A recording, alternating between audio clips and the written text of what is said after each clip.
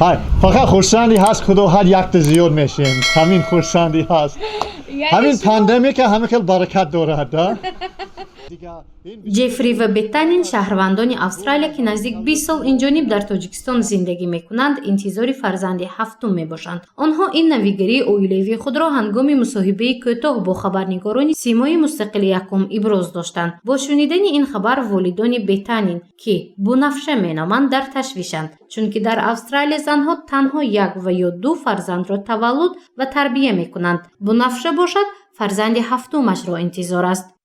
خیلی راستی گپ پدر من و حضور و پشتیبانی من سال خیران موندن که ما فرزند بسیار داریم لیکن با فکر من آخرش اینو هم خرسند هستن که نبیره بسیار شد آدم میگن که این نکنید دیگه این بسیار شد لیکن بعد از اینو برمدن تولد که یافتن میبینن که چه شیرین هست همه وقت اینو روزی алҳо фарзандони ҷамшед ва бунафша 6 нафаранд. ҳамаи онҳо дар австралия таваллуд шуданд. баъди як моҳагӣ ба тоҷикистон омада камол меёбанд. фарзанди ҳафтуми ин оила мисли хоҳару додаракони колонияш дар австралия таваллуд мешавад ё барои идомаи ин анъана ковид монеа эҷод карданаш мумкин?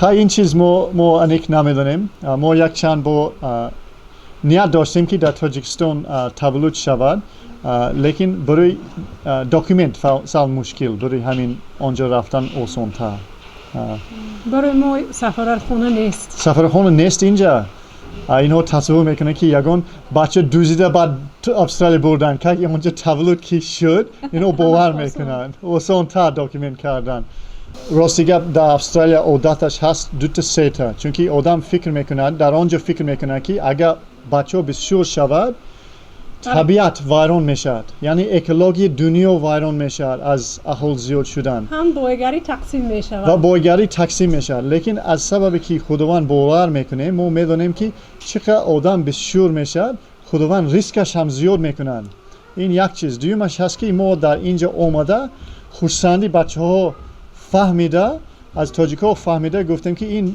فرزند عطای خداوند ما پیر میشیم کارهایی که ما کردیم هیچ چیز نیست ما رئیس شویم سرداری یگان کارخانه شویم کاری خوب کنیم یگان چیزی نو اختراع کنیم هیچ چیز نیست پیشی فرزند چون که در پیری ما فرزندی ما پیشی ما بازی میکند نبیره ها بازی میکند همین چیز از همه شیرین و عزیز است ما این چیز از تاجیکا یاد گرفتیم و با امیدی پنسیونی فوند از دولت نیستیم ما پنسیونی فوند همین فرزند است که ما در پیری خرسند میشیم ин оилаи калон ва аҳлу иттифоқ дар ноҳияи зафаробод зиндагӣ мекунанд.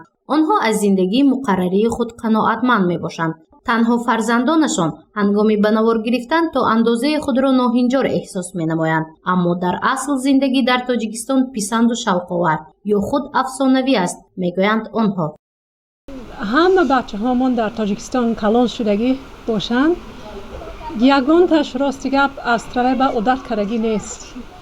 агар пурсед ки куҷо ба зиндагӣ мекунед чӣ кор мекунед ино ҳайрон мешаванд чиби ки вайшон миллаташон паспорташон австралиягӣ лекин тоҷикистон ба одат карагӣ ин як мушкилӣ мебиёрад онҳо ба ки намедонанд мо ду тарафа ҳастем да мегӯянд фақат غمگینی اینها فقط درباره تلویزیون بود سال ایزا میکشد پیش تلویزیون لیکن خودش نباشد این حیات برای اینها خیلی خرسند است نسبت به در یک اتاج شیشتن یا در استرالیا شیشتن همینجا جای شد کار کردن هر روز هر خیل کار هست اینها خرسندن جوره بسیار حاضر دوتاش فوتبال بازی کرده است با مکتب بچه ها دوتاش رفته پخته چینداست با دوگانه هایش برای همین اینها همین حیات ناز میبینن لیکن پیش تلویزیون ایزا میکشد зиндагонӣ дар шароити пандемия душвор нест, зеро дар Тоҷикистон нисбат ба дигар кишварҳо ваҳму воҳима камтар буда мардум ба ояндаи дурахшон бовар мекунанд, мегӯяд сарвари оила. рости гап дар ҳама ҷо даруни пандемия сал мушкилӣ дорад лекин аз ҳама ҷои нағз будагӣ дар дунё Тоҷикистон чунки дигар ҷо бисёр вохиму тарс ҳамин тарс одама касал мекунад барои ҳамин ҷаноби олӣ худаш гуфт ки ҳамин давлат вақти вазбин дидагӣ фақат ба пеш мо ҳам ҳамин гап гирифта фақат ба пеш мо ягон кора маҳкам накардем ягон ҷо монеъ накардем фақат кора ҳаракат дорем ки пеш барем ва бо хурсандӣ ҳамин одам агар берун бурод офтоб бинад маҳсулоти наз хӯрад яъне шир гӯшт нони худашон аз тоҷикистон ки ғизояш баланд ҳамин чиз хӯрда истад худоҳад ҳамин пандемикам сабукакак мегузарад сабуктар мегузарад. тоҷикистон барои ҷамшед ва бунафша ватани дуюм мебошад. танҳо дурӣ аз волидон душвор аст, вале новбаста ба ин онҳо ҳафтаи як маротиба тариқи интернет бо пайвандони австралиягӣ суҳбат менамоянд. дар бораи тоҷикистон будан як чиз фақат мана зикр мекунад ки падару модари ман падари модари бунафша дар ҳамон ҷо ҳастанд. худо ба шукр инҳо имконият доранд чанд маротиба инҷа омаданд хабар гирифта истоданд. падари бунафша қариб ҳар сол як бор меомад то пандемик. мо ҳар 2-3 сол як бор рафта мебием ҳай 6 моҳ борин мешинем пешашон ба лекин ҳар ҳафта ҳозир интернет наст мо телефонҳо наст мо метавонем ҳар ҳафта занг зада хабар мегирем. барои ҳамин инҷа будан фақат ҳамон як зикри дорад ки мо аз падару модар сал дуртар лекин инҳо соҳ саломат ва хай занг зада меистем. ҷамшед дар мавриди ба шавҳар додани духтаронаш мегӯяд ки интихоб дар дасти фарзандонаш аст. ӯ ба онҳо бовар дорад. хай аввал мо ният дорем ки ҳамин духтарҳо ҳамаш хонад аввал.